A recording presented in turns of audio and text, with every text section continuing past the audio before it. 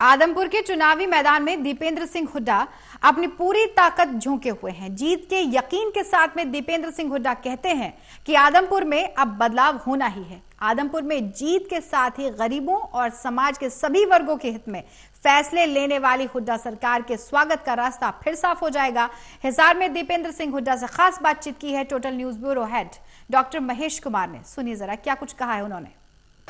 आदमपुर का चुनावी रण हर दिन, हर मिनट, हर सेकंड और भी ज्यादा दिलचस्प होता जा रहा है। दरअसल जी तोड़ मेहनत यहां पर राज्यसभा सांसद दीपेंद्र सिंह हुड्डा चुनावी मैदान में करते हुए नजर आ रहे हैं। दीपेंद्र सिंह हुड्डा इस वक्त हमारे साथ बने हुए। दीपेंद्र जी, कुलदीप बिश्नोई चुनावी मैदान में तमाम वोटर से सिर्फ और सिर्फ एक ही जिक्र कर रहे हैं, एक बार और आजमा लो, 2 साल की बात है, सरकार के साथ चलेंगे, फिर वो वक्त आएगा जो स्वर्गीय चौधरी भजन लाल ने आदमपुर के लिए किया था, वो सब कुछ मैं करूंगा। देखिए, कहने को कोई कुछ कहे, मगर लोगों ने इनको बहुत आजमा के देख लिया। देखिए, चौधरी भजन लाल जी का अलग स्तर था और उन्होंने लोगों का मान सम्मान भी किया, आदमपुर में काम भी किए, लेकिन कुलदीप बिश्नोई जी ने उस तरह के जो राजनीतिक संस्कार थे उनको संभाल नहीं पाए।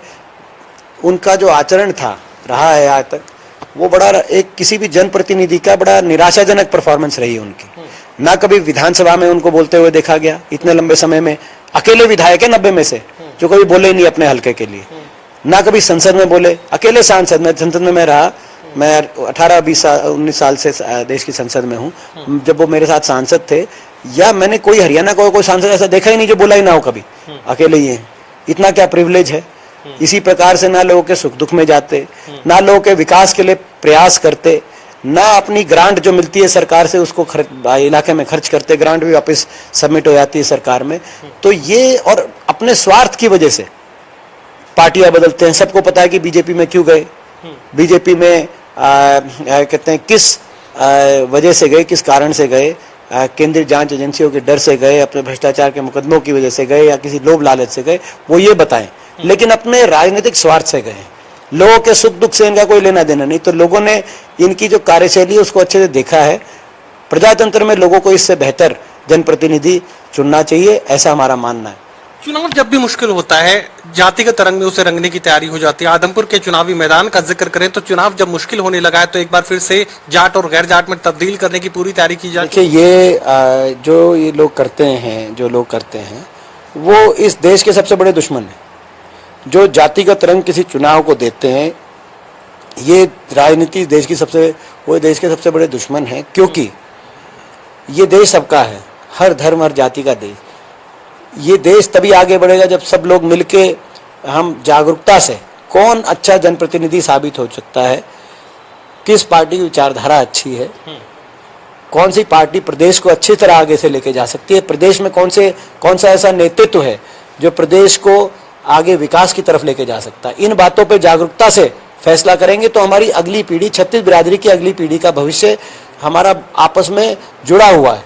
अगर आगे जाएगा तो पूरा प्रदेश आगे जाएगा, और अगर पीछे जाएगा। आज हरियाणा खट्टर सरकार और खट्टर दुष्यंत सरकार के 8-9 साल के बाद आज हरियाणा बेरोजगारी में नंबर 1 है। देश में सबसे ज्यादा बेरोजगारी, वो कोई जाति धर्म नहीं पूछती बेरोजगारी। आज हरियाणा में देश में सबसे ज्यादा महंगाई है क्योंकि वैट सबसे ज्यादा लगा हुआ है। डीजल, गैस, पेट्रोल और रसोई गैस का सिलेंडर और बिजली के बिल सबसे ज्यादा महंगे आज हरियाणा के अंदर हैं। वो किसी जाति धर्म की बात नहीं है। पूरा हरियाणा महंगाई से, इस बेरोजगारी से रिकॉर्ड तोड़ पूरा हरियाणा त्रस्त है। आज विकास ठप हो गया हरियाणा में, अर्थव्यवस्था चौपट हो गई, हरियाणा का भट्टा बैठ गया। जो प्रदेश देश में विकास का पर्यायवाची था, विकास के मामले में देश में जाना जाता था, प्रति व्यक्ति आय, प्रति व्यक्ति निवेश में देश में नंबर 1 था हरियाणा। आज उस प्रदेश को देश में सबसे पिछड़ा प्रदेश, बेरोजगारी में सबसे आगे, नशे की तरफ आज नौजवान पीढ़ी के भविष्य को ढकेल दिया हो। तो ऐसे में लोग बदलाव चाहते हैं और जाति धर्म की राजनीति से ऊपर उठ के लोग बदलाव के लिए मतदान करेंगे। आदमपुर में हमारा विश्वास। राज्य के साथ चलने का भरोसा देकर, यकीन दिलाकर गरीबों के साथ कहीं ना कहीं सरकार योजनाओं का छल करने की कोशिश में है। देखिए, ये गरीब आदमी के तो हकों पे जो डाका इस सरकार ने डाला है, आज गरीब सबसे परेशान है। गरीब और मध्यम वर्ग महंगाई से त्रस्त, रिकॉर्ड बेरोजगारी से त्रस्त, सरकारी नौकरी खत्म कर दी गई हैं, सारी योजनाएं बंद कर दी गई। 100 गज के प्लॉट मिलते थे गरीब आदमी को हमारी सरकार में, वो समाप्त। मकान की किस्त आती थी वो समाप्त। स्कूल के अंदर वजीफा मिलता था हुड्डा सरकार के समय, 1ली क्लास से 12वीं क्लास तक, वो समाप्त। मनरेगा की दिहाड़ी देश में सबसे ज्यादा थी, वो आज उसमें केवल नामात्र कोई इजाफा हुआ है और बजट मिल नहीं रहा। इसीलिए हमारी सरकार बनेगी तो हमने ये कहा है कि हम 3-4 चीजें हरियाणा को दोबारा खुशहाल बनाने के लिए 3-4 फैसले तुरंत हम करेंगे। पहला, जैसे पहले 10 साल की सरकार में देश में सबसे ज्यादा बुढ़ापा और विधवा पेंशन हरियाणा में रही, अगर दोबारा लोग के आशीर्वाद से मौका मिला तो 6000 से हम शुरू करेंगे बुढ़ापा पेंशन, और हर साल बढ़ोतरी की जाएगी। और देश में डंके की चोट पे सबसे ज्यादा बुढ़ापा पेंशन कहीं होगी तो हरियाणा में होगी, 6000, यानी कि एक घर में 12000। इसी तरीके से दूसरा, 100 गज के हमारे प्लॉट की जो योजना थी, जो SC वर्ग के भाई हैं, बैकवर्ड के भाई हैं और छत्तीस बिरादरी के BPL के परिवार गरीब, 100 गज के प्लॉट की योजना को दोबारा शुरू करेंगे। जिस गांव में मिले नहीं थे उस गांव में दिलवाएंगे, चाहे एक्वायर करके 100 गज के प्लॉट दिलवाने पड़े गरीब आदमी को। जिस गांव में मिल चुके थे, कब्जा नहीं मिला था, वहां कब्जा दिलवाएंगे, और जहां कब्जा मिल गया था वहां उन कॉलोनियों को विकसित कराएंगे। मकान की परियोजना दोबारा शुरू करा के हर गरीब आदमी के घर पे छत हो, मकान की किस्त दिलवाएंगे। और इसके साथ साथ महंगाई से लोगों को रिलीफ मिले, जो आज कमर तोड़ महंगाई बीजेपी लाई है, इसके लिए 300 यूनिट बिजली बिना किसी शर्त के, बाकी पार्टियां शर्त जो लगाती हैं उन सारी शर्तों को दरकिनार करके 300 यूनिट बिजली की राहत, मुफ्त की बिजली हर उपभोक्ता को। जब पिछली बार हमारी सरकार बनी थी, आपको याद होगा, तो 1600 करोड़ के बिजली के बिल माफ किए गए थे किसान के और मजदूर के। इस बार 300 यूनिट बिजली मुफ्त में हर उपभोक्ता को हर महीने देने का प्रावधान करेंगे। इसके साथ साथ मनरेगा की 600 रुपए दिहाड़ी और मनरेगा मैट, सफाई कर्मचारी जो 11000 हमारे समय लगे, और चौकीदारों को पक्का करने का भी हम लोग काम करेंगे। तो कई ऐसी बातें हम लोगों के बीच में लेके जा रहे हैं। चुनावी मैदान में एक राजनीतिक दल ऐसा भी है जो शिक्षा के नाम पर, शिक्षा में बदलाव के नाम पर वोट मांग रहा है। वो हम मांग रहे हैं, क्योंकि जब हमारी सरकार थी तब हरियाणा के अंदर 12 यूनिवर्सिटीज की स्थापना की गई थी। तब हरियाणा में 90 कॉलेज और 150 ITI पॉलिटेक्निक के साथ साथ 2500 स्कूल हरियाणा के अंदर नए बनाए गए थे, और 1 लाख से ज्यादा भर्ती शिक्षा महकमे में की गई थी।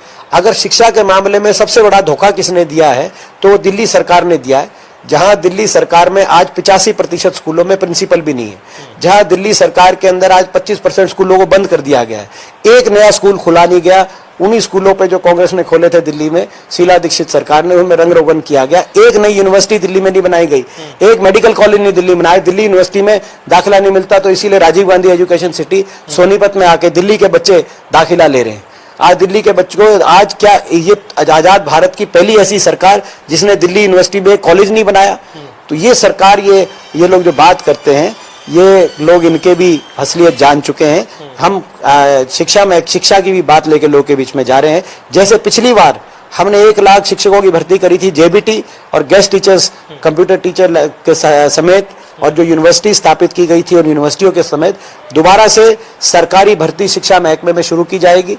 दोबारा से जो सरकारी क्षेत्र का जो शिक्षा का हमारा तंत्र है उसको देश में सबसे बेहतरीन बनाने का काम किया जाएगा। चलिए, आदमपुर के वोटर से मिल रहे जन समर्थन के बाद दीपेंद्र सिंह हुड्डा खास उत्साहित यहाँ पर नजर आ रहे हैं, और एक बार फिर से हरियाणा में सत्ता परिवर्तन का जिक्र कर आदमपुर के वोटर से आशीर्वाद मांग रहे हैं। सहयोगी कमल के साथ doctor Mahesh Kumar, total news, Hisar.